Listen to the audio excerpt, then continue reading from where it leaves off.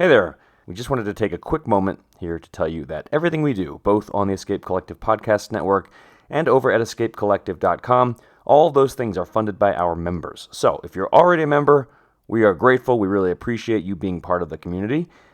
And if you're not, well, we hope you will consider becoming one. It is thanks to the support of our members that we are able to do really everything that we do. So we hope you head on over to escapecollective.com/join, and you'll see that you can sign up for a monthly plan, or you can save a little bit of money and become a yearly member. You'll be supporting, well, this podcast and all the other podcasts. Placeholders, Wheel Talk, Geek Warning, the Pretty Serious Bike Racing Podcast. You'll also be supporting the website, and you'll get full access to the website with no paywall. So we hope you will consider becoming a member today.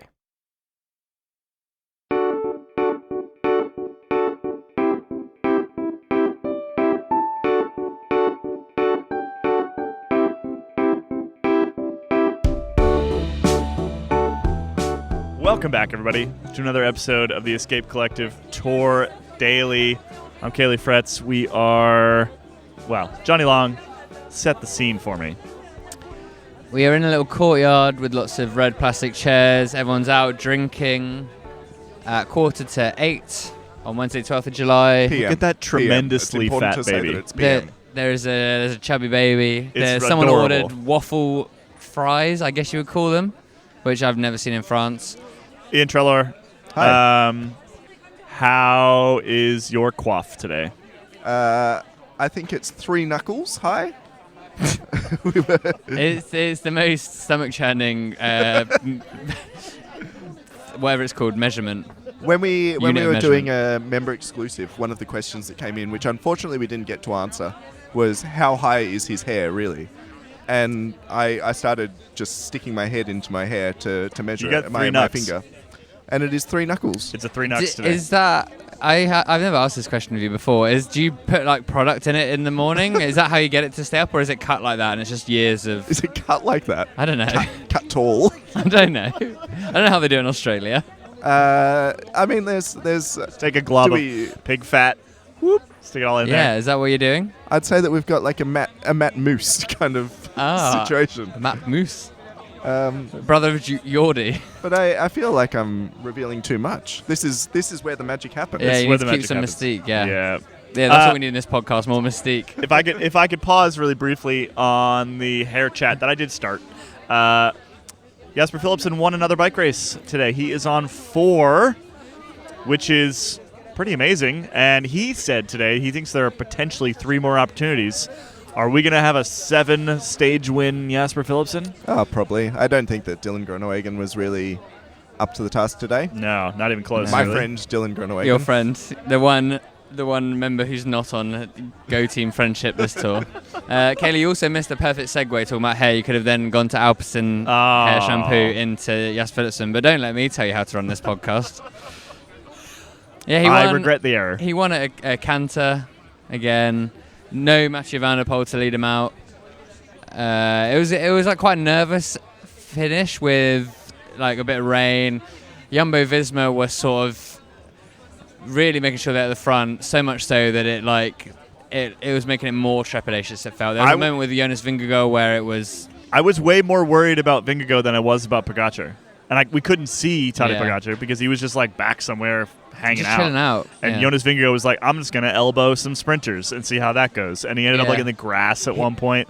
Was it him he was either trying to get rid of Alaphilippe off his wheel or like Alex Kirsch. And if it was Alex Kirsch, he's quite a bit bigger. Alaphilippe moved him back into the wheel. Oh, he did it for him. Alaphilippe literally like was sort of stuck in behind the Jumbo train and grabbed Jonas Vingegaard and was like, what are you doing? Follow this guy. I will follow you. It was actually like... That's very kind. It was very kind. He's a kind man. Showed a huge amount of respect for the yellow jersey, huge amount of respect for the defending champion. Also, I don't think Alaphilippe really wanted to be anywhere near the front at that point in time. So somewhat self-serving as well. Also in the sprint, we had big boy Alexander Kristoff.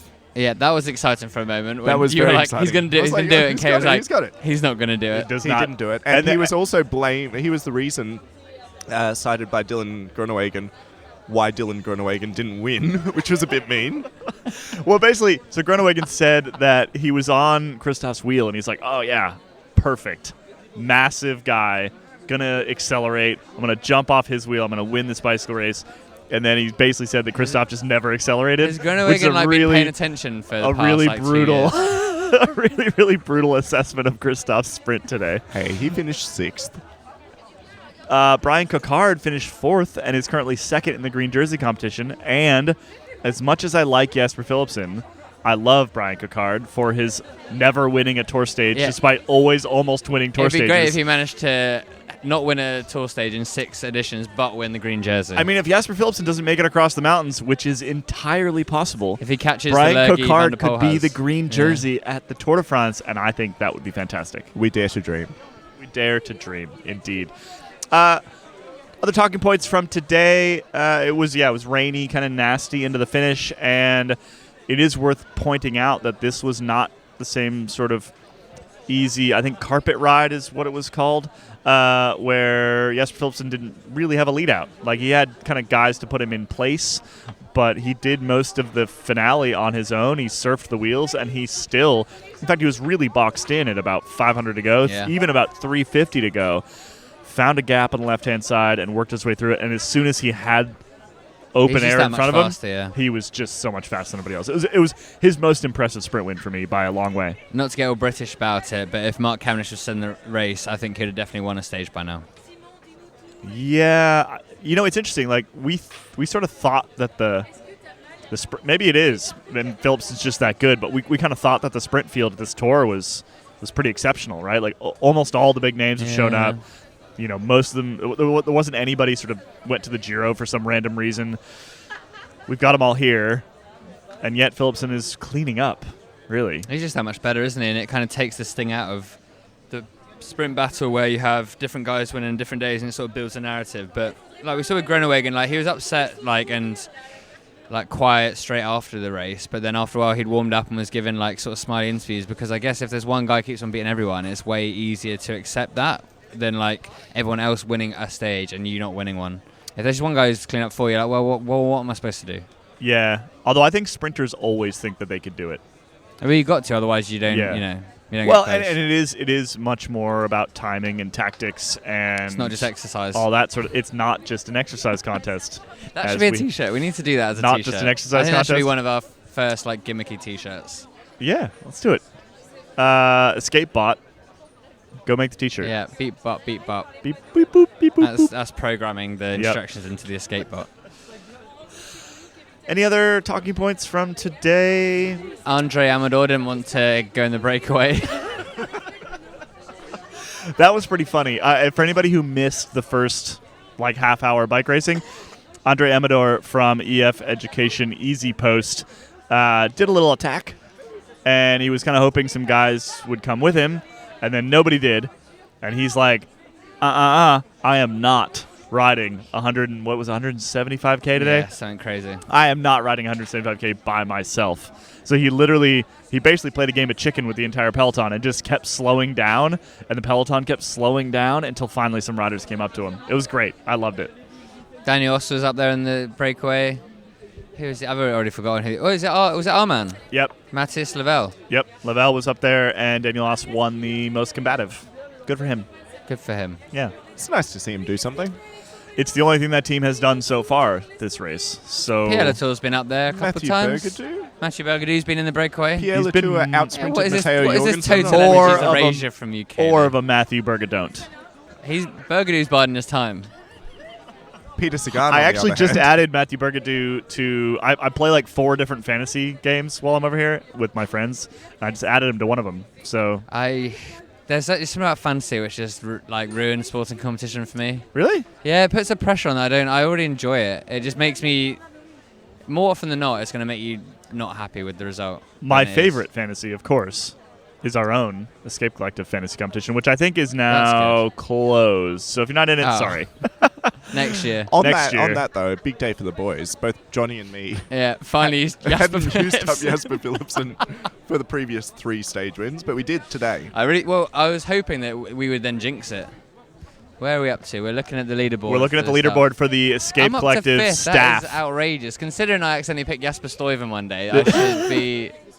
What you're not mentioning is the fact that I'm currently winning of all of the entire Yeah, Escape but we have Collective to crew. let you win. It's like letting the boss win, at the Christmas party game of table tennis or some bullshit. It's true. It's a race Anybody for who second. finishes above me is fired. Yeah.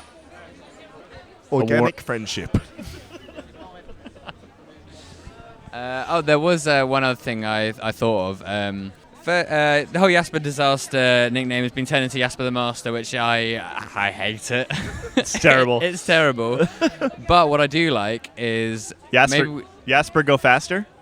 well, I was thinking more a nickname for another rider, but along similar designs of Jasper Disaster. Maybe Brian Cockard, as he still hasn't won a stage, we could call Le Coq Not So Sportif. Which maybe is a bit rude, but then if he wins the green jersey, then we'll have to come up with a different one. I'm assuming so Americans might not be aware of The brand. the brand that you're talking about. They probably are. Deeply French pair of trainers. Deeply Le Coq French. Sportif. I Yeah. almost bought some today, in fact. Like sportswear company. I think they were big in the UK in the noughties. I I don't know if you see They've them got a anymore. rooster on the side. Yeah, It's like roost- Lacoste, but instead of an alligator, it's a rooster. That is the perfect explanation, yeah. There's rain. It was very safe. I'm about to finish a story that is tentatively called "Why Aren't They Falling Down?"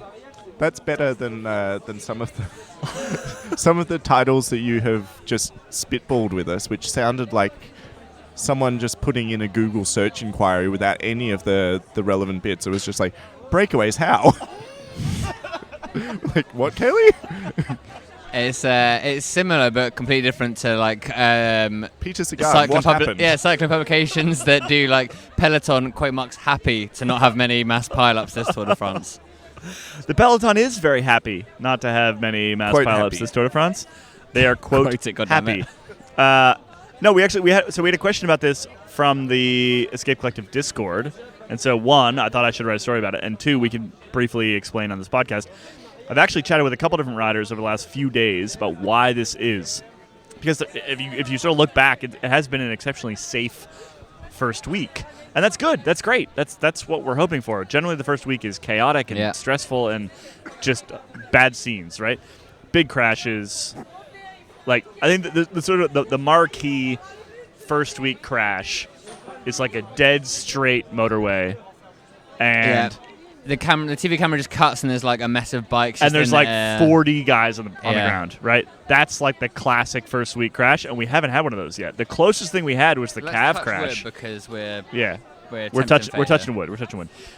The closest thing we had was the calf crash, and he was the only one that got hurt in that, and it was really slow motion and weird. So.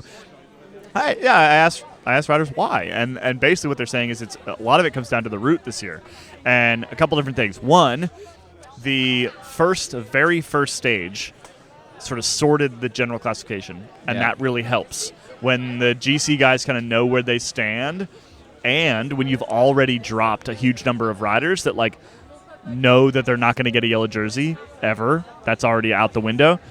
It calms the whole race down. The second thing was we've talked about this a number of different times. We had this sort of like back and forth between two hard stages, two easy stages, two hard stages, two easy stages. And basically what that has done is the easy stages are actually easy, as opposed to normally in the first week, even if it's a flat stage, everyone's so kind of amped up and ready to go and fresh that they make those flat stages really hard, and those hard moments, a moment's inattention at high speed, you end up with these giant crashes, as opposed to those sort of 2 easy days early in the week where they're just cruising along at like 35k an hour, no crashes. Yeah, now you just have Jonas Vingegaard pranging out and being like, I need to be on the third wheel. That was excessive today. It was excessive. But anyway, it's great to see, and it sort of reinforces what we've been saying about this route, which is I genuinely think it's the best route I've seen of the Tour de France since I've been watching the Tour de France. And granted, could be sort of proven wrong in the next 10 days here. But so far, it's been exceptional on a number of fronts. In terms of excitement, in terms of safety, it's just been, in terms of us having dinner at a reasonable hour, for all these the most important thing to everyone. in terms of all of these things, it's been a phenomenal Tour de France. And even today, where it's not been the most exciting stage of the race, that's fine. You can have exciting days and less exciting days. Like watching like a film where there's peaks and troughs of the narrative, and maybe there's like a large cutscene that takes too long, but it's fine because there will be an exciting thing soon. So I will watch this and enjoy it for what it is, take a breather, and then get back on the action the next day or the day after. And I asked Kevin Vermaak about this yesterday. Who is Kevin Vermaak, Kaylee? Kevin Vermaak is an American in this bicycle race who I don't think ever spoken with before. I uncovered the existence of Kevin Vermaak on like stage 2, I think, where I was like, I saw someone ride past, and I did not think Louis Vervaeke was American. Has he changed nationality or something? We had a very quick, frantic Googling session. Like, no, he's definitely I went wandering over to Soudal-QuickStep to see if there was any Americans over there. It was really good. It was real day 2 of bike race vibes. Of like, who's in this race? Who are they? What is this man? Kevin Vermaak, who? He's an exceptionally nice man. He is the winner of the 2019 U23 Liège-Bastogne-Liège. From Orange County, California. From Orange County, California. He was just a month ago in a successful breakaway at the Tour de Suisse. I think he ended up in somewhere in the top like 5 or 6 in the Tour de Suisse on that day.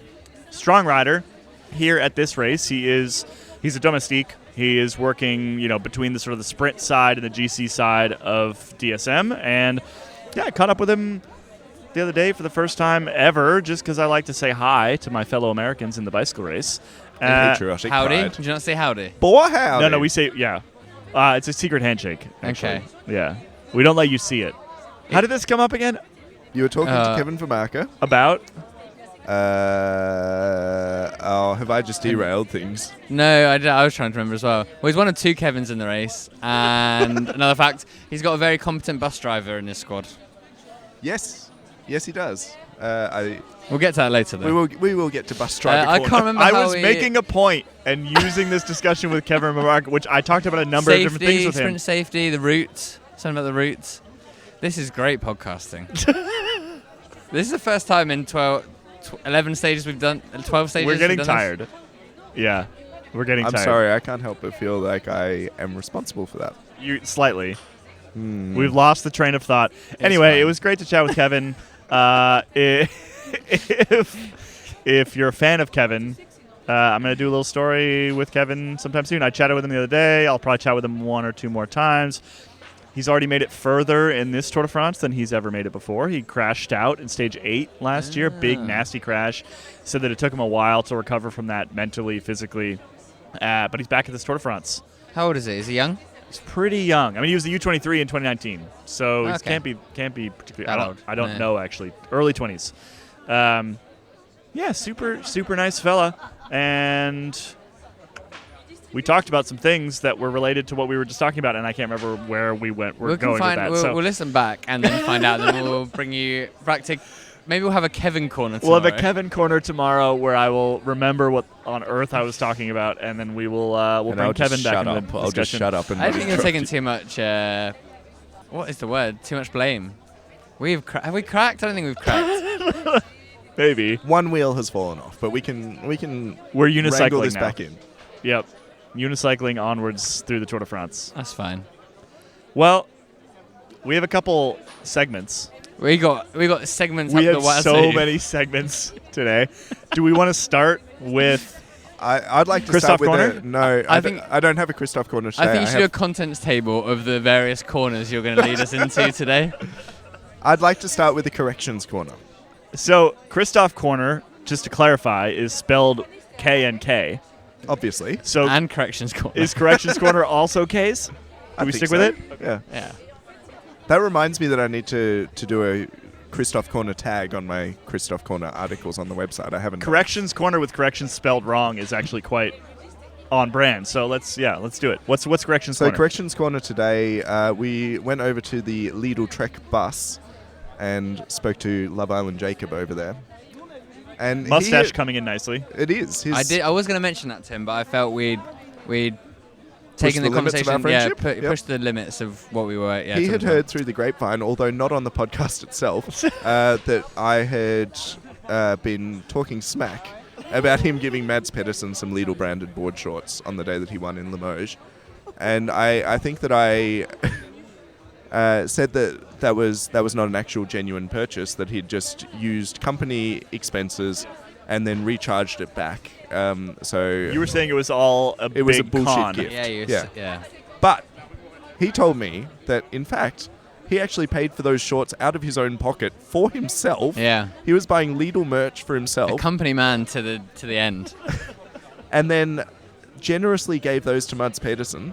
And Who has not relinquished them. who has not given them back. He wore them and he kept them. So now Love Island Jacob is down a pair of Lidl-branded board shorts, which is quite... And a towel. and a towel. Sorry, I forgot the towel. Also, here's a guess.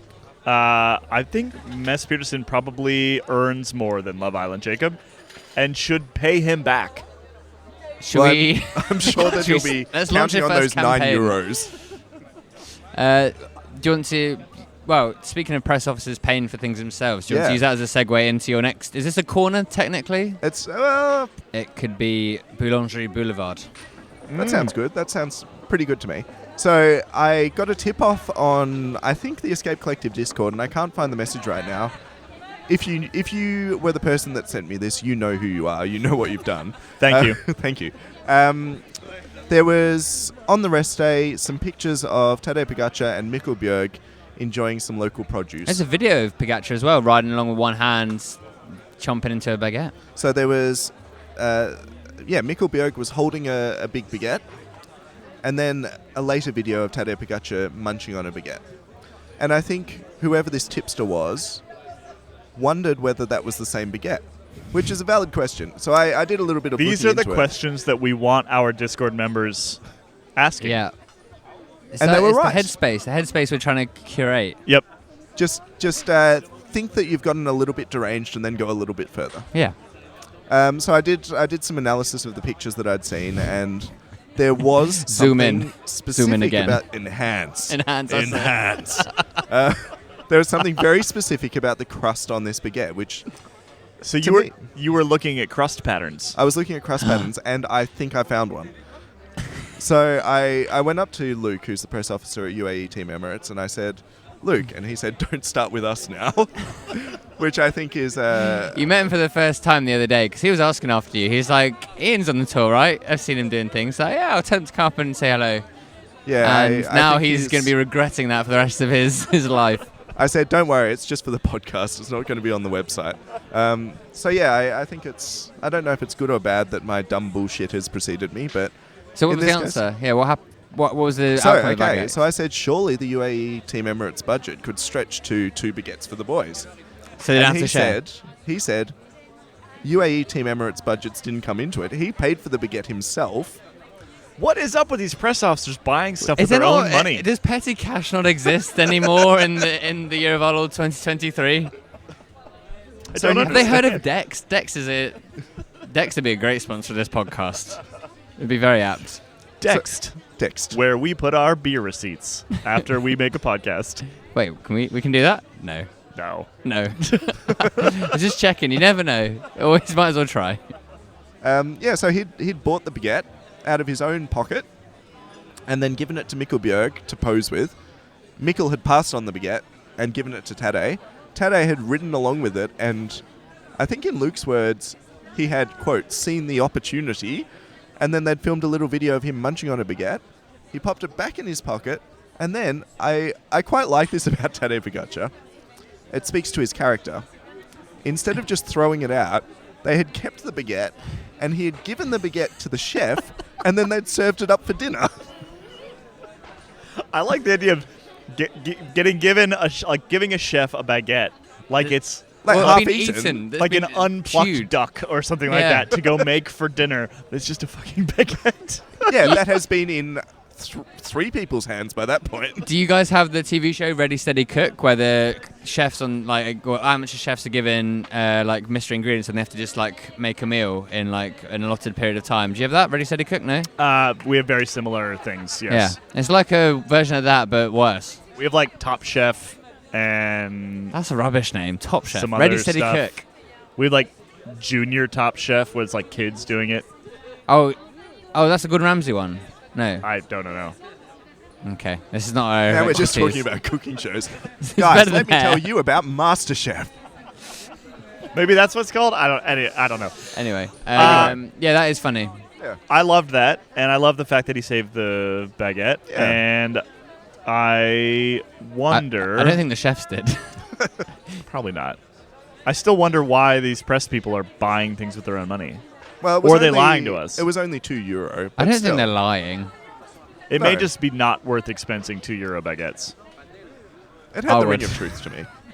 So was that Baguette Boulevard? Or we? That's Baguette Boulevard, which I think segues nicely into Johnny's run-in with press officers at Soudal-QuickStep, and also about carbs.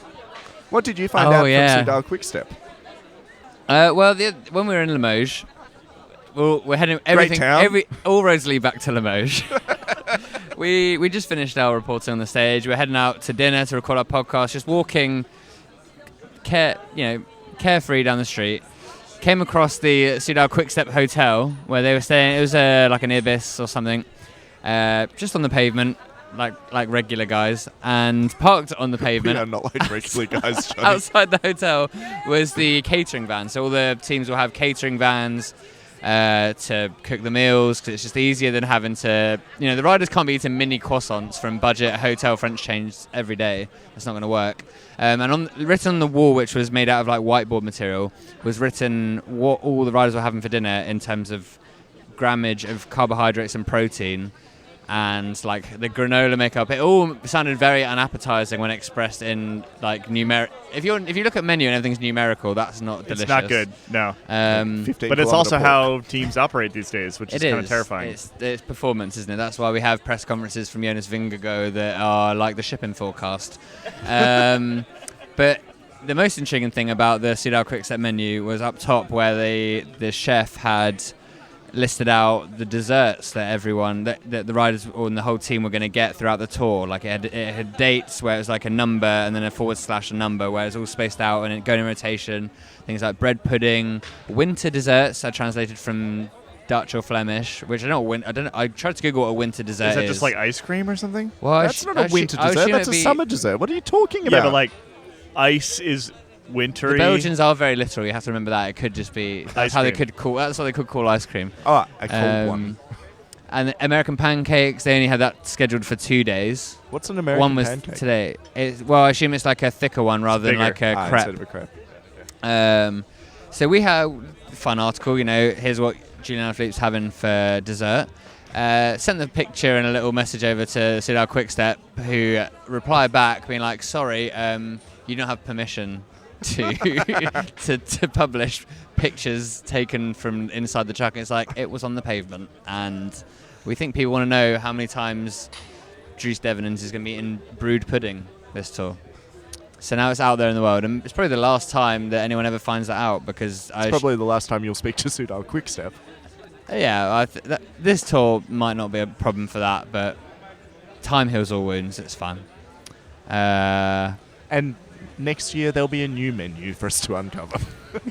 The other thing I was going to say about Michael Bjerg and UAE Team Emirates from today's stage was his message over the radio that was broadcast on television, which is one of the biggest moments Which of the day. was fantastic today. It speaks to the depths of boringness that we have sunk to with the radio messages that are being broadcast. We thought, particularly based on some of the stuff that was put out from the women's race last year, that potentially this would be quite cool, that we would get some insight into stuff from the team cars. Turns out they're either not giving us anything good or they're not saying anything good, because for the most part, these radio calls that they've been putting on the broadcast are just, they don't inform anything. Positive reinforcement. It's just like, Come on, boys, you can do it. Come on. Come remember, on. eat, drink, get prepared for final. keep Jonas near the front. That's it. You're a motorbike, Walt. You're a motorbike. Come on, boys. Are we all just doing Grisha Nierman? I think so. I think that's the quintessential Yep. sports director. We should talk to him this tour. We should. I Has anyone asked about how he feels about the whole thing? I haven't seen that yet. But yes, So Michael Bjerg from UAE Team Emirates, with 150 kilometers to go in the stage, with the gap to the breakaway at 3 minutes, nothing happening. the little graphic pops up where all the radio communications coming from UAE team Emirates. Who could it be?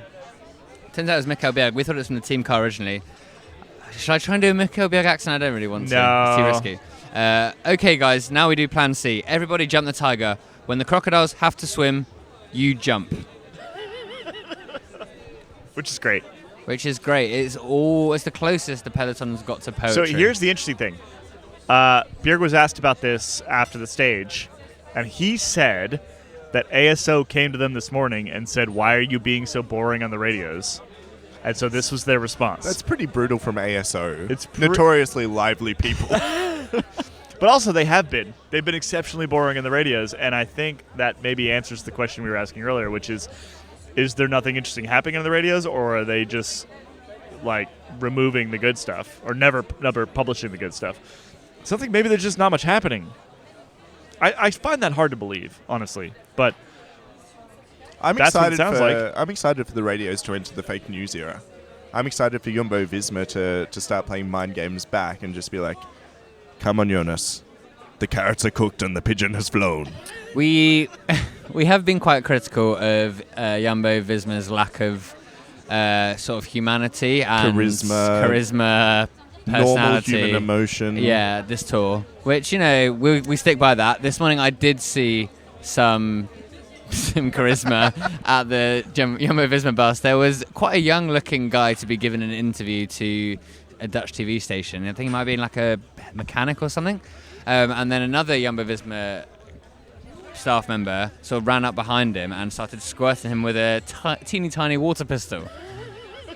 I presume he'd bought that water pistol with him to the tour and waited more than a week and a half to get out of his bag and be like, "Today's the day." Or got the team press officer to buy it for him.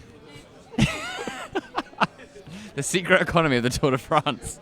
I got a very American "Hey" from Sepp Kuss today. Did you? As he rode by and recognized me, because we were wearing masks in the paddocks. Recognized me for the first time. That's fun. Yeah. Ever. Not the first time You live ever. in the same city. Hey, it's the guy at the grocery store. Ski with his mother on a regular basis. It's that dude from Whole Foods. No. Just So that first on was- this tour. Yeah. Yeah. I was actually going to go ask Sepp what he thinks of all of us thinking that they are very uptight. Sepp Astin is a nice guy. He's a very nice guy. He would never dob them in. He would just be like, he probably enjoys the fact that they're just like regular humans who are trying to get on with the job, I reckon. Yeah. And he does his job very well. Yeah, he does. I imagine the riders themselves don't necessarily want all of the race and the people they work with to be sort of boisterous and pranking and up to tomfoolery. They probably just want a nice, quiet life. Yeah. I mentioned this before, but shout out to Payson. Payson, I don't actually know how to pronounce your last name. Is it McKelveen or McElveen? Not sure. Anyway, go check out his podcast with Sepp Kuss from before the Tour de France. It's very good. It's one of the better interviews I've heard with Sepp. Sepp's not cagey. He's just not really like super chatty. But those two guys have a lot in common. They've known each other for a long time. So if you want more Sepp Kuss, go look for that one. And I don't know. I feel like I'm repaying. Payson had me on his podcast shortly before the tour, which was an experience I enjoyed. It's a good pod. Go check it out. I feel like with a name like Payson, it doesn't matter if you can't pronounce their second name, because surely there aren't that many Paysons knocking about. There's not that many Paysons. Yeah. Anyway, we have. Are there any more corners? We have 2 more corners. Or you mean just segments? Segments. There's a very clear distinction between segment and corner. Okay, sorry. We have 2 more segments. A corner can be a segment, but a segment is not can necessarily a corner. Never be a corner. Like all puppies are dogs, but not all dogs are puppies? Yes. Yeah. Very much like that. And Okay. how ponies aren't baby horses. Found that out disastrously late in my life. Really? Yeah. Okay, let's do Maya Sabla first. Okay, great. That's something I do know about. We have 2 Is quizzes. the first question, is it the same person as yesterday? Is it? Because it was a sprint stage. We have a new Ooh la la. Sablo today. Ooh yes. la la. Boy, how We did have another corrections corner. Well, not corrections corner. We forgot to mention Matthias Lavelle, who was a previous holder of the Maillot Sablé. Discord member pointed out, I think it was a Discord member pointed Yeah, it's out, Discord. That the reason he probably got the Maya Sablé on the stage he did is because he was in the breakaway, and as Vingegaard and Pogačar stormed past, he hung on to them for a little bit, and his For Strava file, 50 meters. his Strava file absolutely went off the thing. Basically, he's Went like off the chugging chart. along. So this puts Pogačar and Vingegaard into perspective. He's chugging along, this fella, at 375 watts average for the Tourmalet. 375. Pretty good. He hangs on to Pogačar and Vingegaard for like less than a minute, and it goes like 50, 60 watts higher. That's how much faster those guys are going. Yeah. Wild. Absolutely wild. So today's new Maya Sablé. But that's what got him the Mile Sabla, is your it point. is. That, You know, that worth it. brief Worth moment. it, yeah. Yeah. 45th place we're up to. I think yesterday we were on 46, so now we're 45th. 1 hour, 0 minutes, 17 seconds. Tight. Tight. So you'll go first today. I thought I went first yesterday. Haley, Nah, just you. Okay. would you like serious fact, fun fact, nationality, team? That shouldn't take me too long to remember those 4 things. Team. EF Education Easy Post. It could be any of them. They're probably all right near there. Esteban Chavez. Incorrect, unfortunately. Ow. Nationality. United States. Come on. I feel like this is a trick question. I'm going to have to... I need an answer. Is it Nielsen Palace? Nah, he's Canadian. It is. Just fucking with you. It's Nielsen Paulus. He's American. Yes. You Is have that, the is that point. tied up again? 3-3? 3-3. And then 1 3-3. for me. I'm not going to get more than 1. This is wonderful. 3-3. all. Yeah, Nielsen That was a pretty Paulus. easy one. They're going to get It was. easier and easier, aren't they? Yeah, they will. Yeah. What I'm going to have to do is when there's riders that start all being around the hour mark, I'm going to have to start finding like really deep knowledge or deep facts about them that then we use to guess. So, in addition to the Daily Mile Sabla competition, we decided to add another game. We've been enjoying the games. We've been enjoying the games, and we hope you've been enjoying the games. And you can play along too. Was that? And they can play along too, they're listeners. Yeah. So if you are faster, if you get this faster than Johnny and Ian, you definitely want to let us know. You want to brag We're going about to the that. Paris Olympics. You are going to cover the Olympics for Escape Collective. Congratulations. Not Send us a true. note. Tell us how much better at this you are than they are. Yeah. So what we're going to do is, this game is very simple. It's going to be a simple question that has many answers. And we're going to go back and forth until you cannot answer Like anymore. a verbal tennis match. Yes. So, for example, if I was to say French riders in the Tour de France, We did that this morning when we were we walking were playing around yeah. with this game this morning between the three of us. You guys go back and forth. If you cannot answer, you're out. The other person wins. They only get the point if they can then provide one more. We're going to keep track of this. Yeah. Well, I think we should just do. We'll switch around so each person gets a turn at hosting, and then whoever loses out of the two has to buy the round that we're Has to drinking buy the while beers. we record the podcast. So there we go. Today, we're going to do start or finish towns of this Tour de France. And we are going to start. I've got a question. Yep. Is it per place or per start or finish? So, because some What places do you have been mean? some places have been a start and a finish, or a start twice. Each place can only be named once. Okay. We're I gonna- also don't think that's correct. Apart from 1. 2. 2. 2? Yeah. This bodes well for my chances in this When- game. When Kaylee told us about this game and the different permutations it could take, I was immediately worried because I just knew it was going to expose some deep failings that I I've have. got a very as a surface bicycle level cycling memory journalist. of what happened yesterday. So let's start with you, Ian. Great. Give me a start and or finish town of this year's Tour de France. It could be already happened or in the future. I can see what you're about to say before you even said it. Bilbao, the first time. Correct. I'll go Clermont-Ferrand. Correct. San Sebastian. Correct. Moulins. Correct. A Bayonne. Correct. Puy-de-Dôme. Correct. Volcania. Correct. Issoire. Correct. Solange. Correct. We're going in the future as You well. can go into the future. Oh, fantastic. Into the future. Oh, great. When? Didn't you? No, Not not yet. Now I will. Not now. Oh, no, Mulan was today.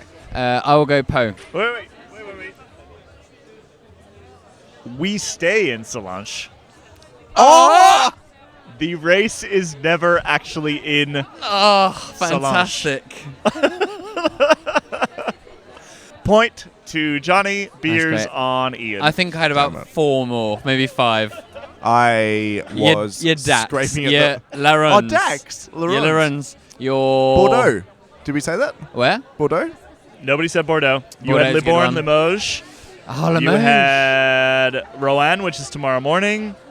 Belleville-en-Beaujolais. Oh, that one, something yeah. Soleil? Chamonix Mont Blanc. Chamonix, Saint-Gervais, Mont Blanc is coming up. Is there a So Mont Soleil Blanc. one? There is. The chicken place, Bourg-en-Bresse. There Yep. is the Amarati Bear. Oh, that place, yeah. Yep. Amarbieta Echano. I think the pointless answer, which is from you, like the one that no one would get, would be the start of the Puy-de-Dôme stage. Oh. Because that's like a multi-barreled one where it's like Saint something. You got it there? Saint-Léonard de Noblat. Yeah. You could write it down on a piece of paper, wouldn't even remember.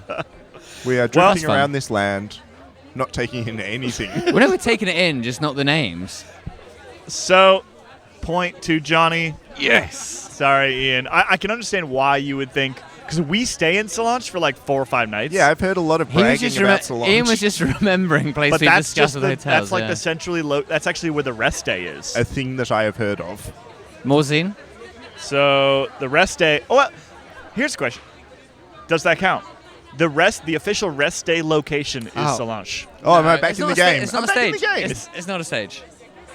It's not a start or finish town. The No. game was start or finish. True. Start finish down. Nope. Ian loses. Johnny wins. So, Ian, you're on beers, and tomorrow I'm not going to say exactly what it's going to be, but it'll be Something else that I will excel Well, we've got to at. switch it around. Surely Ian now comes up with the...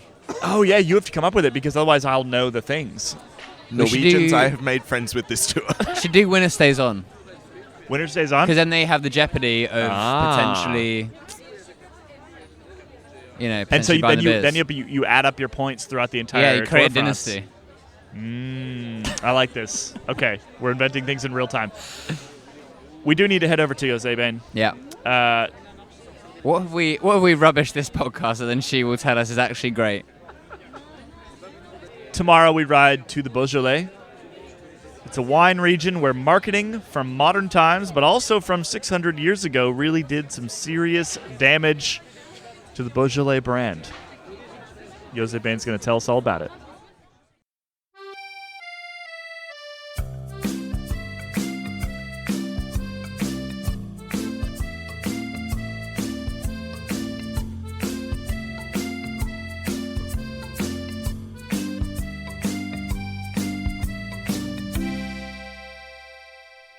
Today, we go to the Beaujolais. It could be an advertising slogan because advertising and hype is what the Beaujolais region does very well.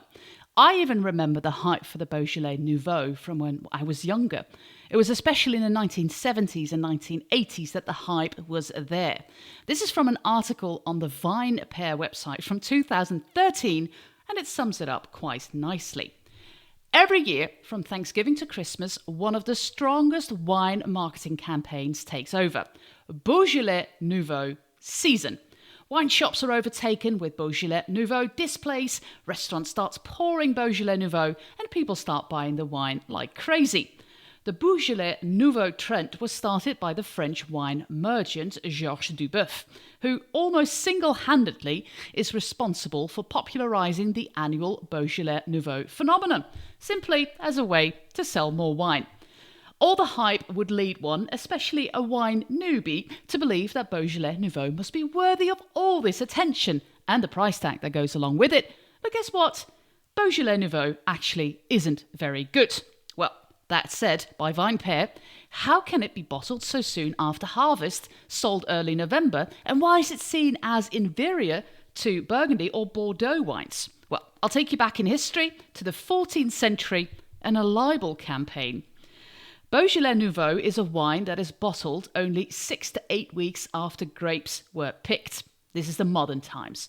This is thanks to a carbonic maceration technique by Louis Pasteur. This extremely short time period leaves no time for the wine to mature. There's just zero time to develop flavour and depth. In fact, the wine is so underdeveloped that it's recommended that the bottle be drunk almost immediately after you buy it. As long as the wine sits, the worse it becomes. So, don't buy your Beaujolais Nouveau bottles in spring when they are on sale.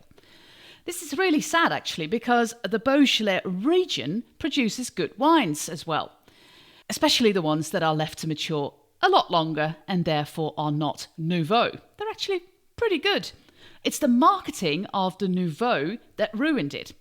And also a 14th century smear campaign by the mighty House of Burgundy didn't help. The Beaujolais region is located in the centre-east of France, north of Lyon, and Beaujolais sits just below Burgundy and above the Rhône Valley. Red Beaujolais is made from the Gamay Noir grape. Well, Beaujolais has a reputation up to this date as the less prestigious sibling to Burgundy, the highly regarded wine region directly to the north that is home to the Pinot Noir. This very early marketing or smear campaign around Beaujolais dates back to 1395, when Philip the Bold, the Duke of Burgundy, outlawed the cultivation of the Gamay grape in Burgundy, calling it a bad and disloyal vine.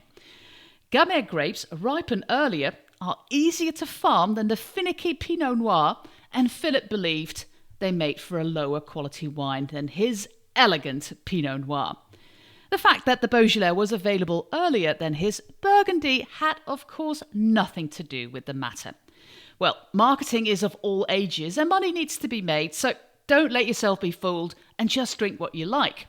A light fruity red wine, low in alcohol, can be great at times, especially with a late afternoon apéro with wine, cheese and charcuterie that coincides with the finish time of our stage. Santé!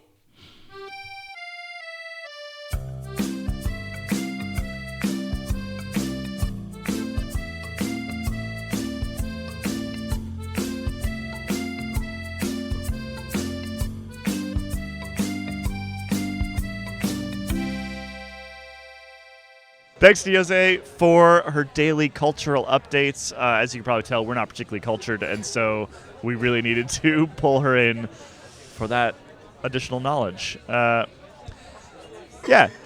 Today's episode, a bit looser, perhaps, than recent ones, but that's because it was another sprint stage, and that's what I will remind everybody, we promised at the beginning of the race, we're not going to talk about boring stages. We're just not going to say they're boring. It wasn't boring. They weren't boring. It was just lacking interesting. action. We found lots of interesting things to talk about today. Yeah.